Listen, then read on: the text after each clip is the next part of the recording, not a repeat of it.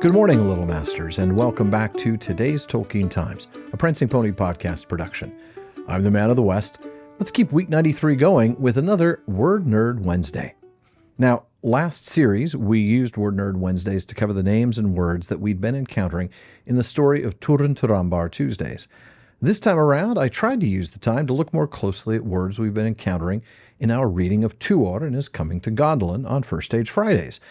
But like we encountered last week, we've kind of gotten ahead of ourselves here because we've touched on so many of the words already.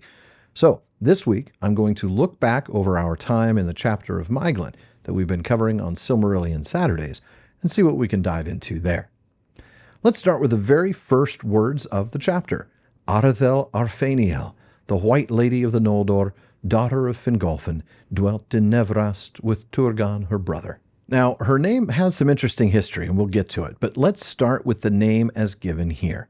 Arethel is a Sindarin name, meaning noble elf. It uses the elements Ar, or Ara, meaning noble, as in Aragorn, Argonath, etc. And then Ethel, which means elf. We see that in one of Turin's names, Adonethel, Elfman. We also see it in Ethelond, Elf Haven. And she has a nickname given here as Arfaniel, meaning White Lady. Same R prefix for noble, but now it uses Fane, which means white and shining thing, like in Fenuithal, Cloudyhead. It also uses the feminine suffix IEL, like Tenuviel, Firiel, etc., so noble, white, shining lady. However, while the published Silmarillion suggests Arethel is her actual name and Arfaniel is her sobriquet or nickname, her names have a fuller history than that. Her name was originally Gnomish Isfin, which meant snowlocks or exceeding cunning, per the appendix in the Book of Lost Tales 2. By the 1930s etymologies, her name was still Isfin, but it was now a combination of Noldorin Ist, meaning knowledge, and Old Noldorin Finja, skill, the same element that is in Finway's name. Then, in the revisions and genealogical charts of the 1950s, her name became Ireth. In The War of the Jewels, Christopher Tolkien acknowledges that both Arethel and Arfaniel were actually competing names to replace Isfin. Here my father wrote, name Isfin must be changed throughout to Faniel, White Lady. Against this, he wrote an X and change Isfin to Arethel, Noble Elf. Christopher then concedes, in the published Silmarillion, I combined them as Arethel Arfaniel, although there is no warrant for this. They were evidently competing names, and the notes at the head of the carbon copy cited above suggest that Arethel was his final choice. We've looked at Fingolfin's name, and I'm pretty sure we've already mentioned Nevrast as meaning hither shore, as opposed to Aman called Hyrast, far shore. The combination is Nev, meaning here on this side of, and Ras, or Rust, for shore. We see Nev in A Elbereth Gilthoniel, in the line, Nev Ayar si Nev Ayaran, which means here beyond the sea, beyond the wide and sundering sea. Well then, let's look at the name of her brother the king, Turgon. Now we've not done word nerdery on his name directly. Both elements of his name have come up before.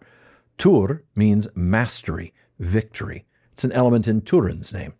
The Gon suffix means lord or prince and is also in Fingon's name. So, ruling lord as were given in Parma El Delambaron 17.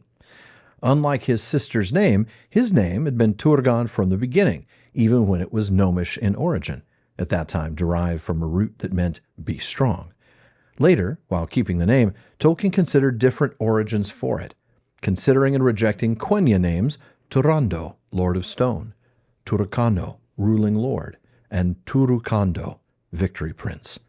Then, in the Shibboleth of Feanor, which Tolkien wrote in 1968, he concluded that Turgon's Quenya name was Turkano, probably meaning victory commander, and that Turgon was simply the Sindarin phonetic adaptation with no actual Sindarin meaning. He said it could be interpreted as master shout. Now, once Arethel leaves Gondolin, she reaches the point in her journey where she changes her mind, the ford of Brithiac. We recently talked about Brythonbar as meaning Brython home, where Brython is the adjective pebbly.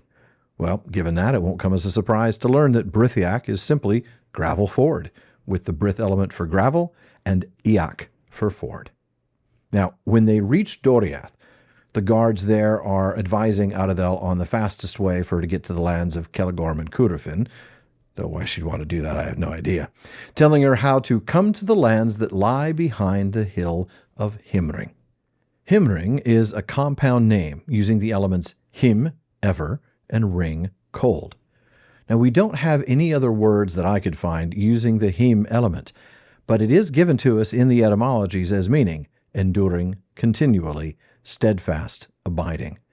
Ring, on the other hand, is something we see in the names of a couple of rivers, Ringwill, a tributary of Narog, and Ringlow, one of the rivers in southern Gondor, which is translated chill flood.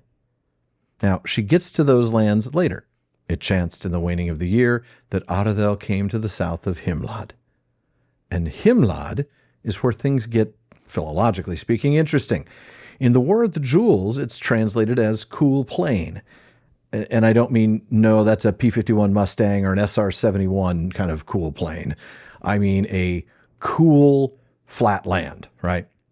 But as our friends at eldamo.org point out, this translation is difficult to explain. Indeed it is. The second element is obviously lad, meaning plain, something we see often, Dagorlad, Lithlad, Imlad, etc. But that means that the first element, him, means cool. We just said earlier, that's not what it meant, that ring was cool. In fact, Christopher Tolkien says exactly this in the appendix to the Silmarillion. Him, cool in Himlad, and Himring? ? Now that question mark suggests even Christopher wasn't so sure, and here I'm going to step aside and let eldamo.org speculate. It is possible that Tolkien coined Himlad after Himring, deciding in that moment that the initial element meant cold rather than the final one. However, the root meaning of ring, cold, is well attested in other names. Sindarin Ringlow, chill flood, Sindarin Ringnen, chill water, Quenya Ringray, December. This change of him to cool may have been temporary, leaving Himlad an aberration. And speaking of aberrations, folks, that's it for today's Word Nerd Wednesday. Come back next week as we wander the wide, wild, wonderful world of words weekly on Wednesdays. And if there's a word you want to know more about, please let me know by emailing barliman@theprancingponypodcast.com. Please visit patreon.com/Tolkien Times to learn how you can support the show, get an ad-free feed, a monthly hangout with me, a bonus weekly episode, and a lot more. And join me again tomorrow on today's Tolkien Times for Third Age Thursday as we continue our look at artifacts of the Third Age. Podcast listeners, please be sure to subscribe to the show in your apps. For those on YouTube, subscribe to this channel to get all of the PPP productions. And please follow @PrancingPonyPod on all your social media. As Faramir says, go with the goodwill of all good men.